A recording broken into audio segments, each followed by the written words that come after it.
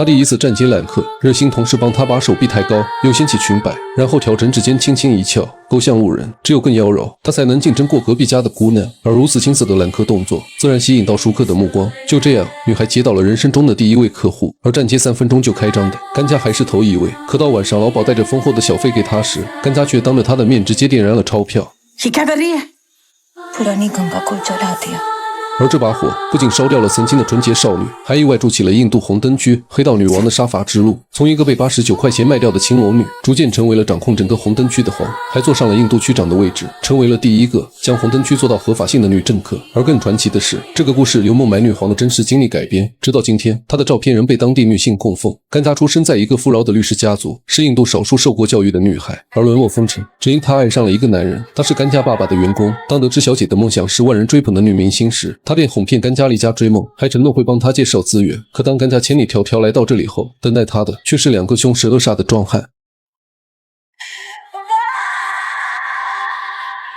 这次，甘家以89元的价格被卖进了孟买红灯区最深的街道，而初来乍到的姑娘，在这都是绝对的抢手货，更别说甘家身段玲珑、气质绝佳。老鸨希拉迫不及待地想要安排她接客，而甘家宁愿绝食自尽守贞，也不愿就此沦落。可红灯区自打成立以来，多的是自持清高的刚烈姑娘，但没有一个能从这里活着回家。她们在这里多待一天，名声就狼藉一分。在印度，没有任何家族会欢迎情欲受损的女儿，纵使心有不甘，但甘谷清楚，无论是待在红灯区挂牌营业，从此成为风尘女，亦或回到家里被家族唾弃遭受荣誉谋杀，2条路怎么选都是绝路。而经过一夜的深思熟虑，甘家选择了前者，用厚厚的粉质遮盖清秀娇俏的面容，再抹上千篇一律的艳俗口红后，甘家正式成为了红灯区的第10001号商品。第一个客人十分满意他的表现，大方的留下了不少小费。希拉心情不错，拿出诸多钞票里的一张，全当是给他的辛苦费。谁料甘家并不领情，直接将钱放在火焰上点着了。既然要做，他就要做红灯区最大的头牌，并且改名为甘谷。在诸多年老色衰同僚的衬托下，年轻貌美的甘谷成了希拉的招牌。他总有办法让男人心甘情愿敞开钱包，就连随手送给其他姐妹的礼物也日价昂贵。他告诉众人，最多5年，他要买下老鸨希拉，并且成为这里的老板。姐妹们闻言纷纷期待不已，因为希拉心思狠厉，手段残忍，压大起女孩们更是无所不用。她们几乎都在希拉手里遭过非人的折磨。而在这个月特殊的7天里，甘谷率领一众姐妹要求希拉给他们放假，但做这一行怎么可能有休息日？希拉气愤不已，但女孩们对甘谷言听计从，根本不理会她的威胁。无奈希拉只得亲自上阵，但从那日起，希拉便记下了甘谷的挑衅，她要让甘谷尝到红灯区真正的残忍。而她的报复来得隐秘且凶残，因为那个曾以施虐而闻名的变态客人出狱了，他出手大方，下手更是狠毒。甘谷一进房间就被扯住脖子，那一夜，他的惨叫响彻了整个红灯区，姑娘们担心不已，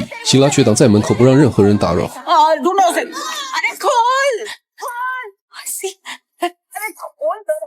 मासी के पास जाना। जी, मैं हूँ, फिक्र मत कर। अरे गंगा, मासी। मासी क्या जाना? मासी के पास जाना? जो 直到8小时后，他才被抬出房间送进了医院，全身多处骨折，缝针更是不计其数。希拉不仅没有出任何医药费，还假惺惺地宽慰众人，做生意就要承担风险。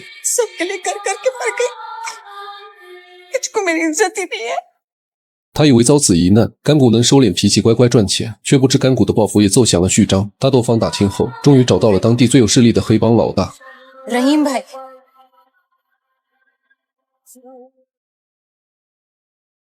आपसे बात करना चाहती हूँ并当众掀开了披在身上的薄纱，一条触目惊心的刀疤从右肩横贯到左后腰。黑老大顿时惊傻了眼，这些都是他手下的杰作。老大清楚这些伤口对一个女人意味着什么，他提出用钱补偿，却遭到甘谷拒绝。他说自己要的不过是一份尊重，临走前又将一个保护绳送给了老大。而老大似乎读懂了甘谷的期许，于是便认了甘谷做妹妹，还派人24小时保护她的安全。但对此保护伞他并未声张，可贪得无厌的希拉却不愿放过他。गंगू, पठान आया है।甘谷没有拒绝，而是要出了4倍的价格。 4 गुना दान देने के लिए तैयार है। देखा मासी कुछ भी हो जाए पैसे कमाने का मौका नहीं गवाती। 而这次也和之前一样，甘谷刚进房间就被扯住了脖子，惨叫声又一次飘出院楼。等希拉打开收音机准备近距离欣赏时，一道车队却突然停在青楼门前。黑老大缓缓走出汽车，手下们更是直接破门而入，将男人拖出来当街暴打。黑帮极少插手红灯区的事，但这次所有人都看得出他们是为水而来。在将奄奄一息的男人交给甘谷后，拉姆便带着手下离开了。虽然他没有为难这个变态，但甘谷的威望已经烙在了人们心中，就连老鸨也失去了往日的威威风，在整日的担惊受怕中忍上重击，抱着他的金银财宝死不瞑目。而从这天起，甘谷正式接管了青楼，并在黑帮的扶持下，他重新和警察划分了制度。从前的死城保护费一直让他很不舒服，现在由他当家做主，这笔钱自然不会存在。起初警察并不同意，直到甘谷提起了拉姆的名号。रहीम भाई कब आ रहे हैं?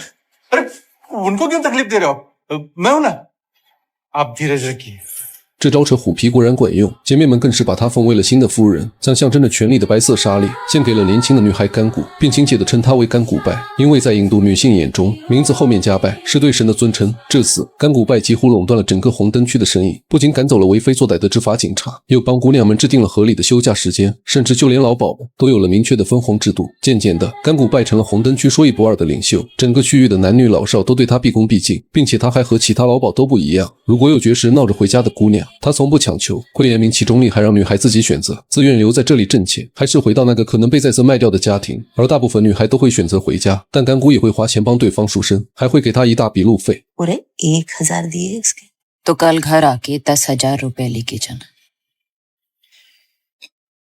可他的这种做法反而让青楼的生意越来越好。就这样，短短几个月的时间，甘谷的身价已经翻了100倍。姐妹们都劝他把钱存起来，但他还有更大的追求。要想长久地维持红灯区的秩序，仅靠他目前的势力是远远不够的。不只要有黑道带来的财，还要有白道塑造的权。而迫在眉睫的地区竞选就是最好的机会。可这个叫拉齐亚的对手已经连任2届，他是在宗教信仰下诞生的人妖，被誉为神的使者。此时他正在通过游街为自己造势。甘谷清楚，想要打败他，就必须得到红灯区所有女性的支持。于是他再次找到了黑道教父拉姆，两人的关系已经犹如兄妹。听到甘谷想要竞选区长，拉姆直接将自己的酒水生意交给了他，因为在青楼里卖酒，不仅可以提高销量，还能为姑娘们拿到额外的提成。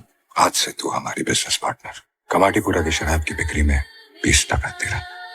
ये एहसान आपने सिर्फ गंगू पर नहीं बल्कि कमाटीपुरा की 4000 औरतों पर किया। झुकते सिर्फ खुदा के आगे। 虽然拉姆阻止了他的下跪，但甘谷还是轻抚他的脚尖，然后放在了自己胸口。这是在印度队长这发自内心的尊敬。而在临走时，拉姆更是送出了自己的豪车，这也象征着黑道教父的身份，一并交给了甘谷。 नया धंधा नई गाड़ी पर भाई ये तेरी थी तो साथ में बिजनेस कार्ड भी छपवा ले गंगू भाई माफिया कोई 而这句话也意味着拉姆将是你最强大的后盾。而现在，甘谷只需再把事造出去，就有望打败上一任区长了。于是他大肆宣传自己拯救无辜少女的事迹。果然，甘谷的威望越来越高，拉齐亚坐不住了，他找来警察举报甘谷的违禁酒，但甘谷却像个没事人一样躺在那里按摩，因为他已经完全摸清了这群人的秉性。 अब ठूस ले से तेरे मुंह में शायद जुबान साफ हो जाएगी तेरी। 看着顶得上1年工资的警长，他直接下达了撤退命令。而感到威胁的拉齐亚也亲自找上门来，他的目的很明确，就是要虎口夺食。 ये हाथ देख रही है जब इन दोनों हाथों से तालियां पीटती हूं ना मैं तो बीच में दुश्मन का सर भी पीस देती हूँ। तू जिस गली का पता पूछ रही है ना उस गली के एक एक पत्थर के नीचे तेरी जैसी बीसियों को गाड़ रखा है। 但甘谷根本不吃这一套，反而趁着拉齐亚发到竞选演讲时，买断了电影院所有的胶卷，在同一时间请全区所有人免费看电影，导致拉齐亚的演讲空无一人。而双方你来我往都是为了造势，但现在明显甘谷的是要在拉齐亚之上，他眼神就要步伐坚定，浑身上下更是散发着女王的气质，静静地看着拉齐亚表演。 न नर न नारी तेरे जैसों से हमेशा भाई।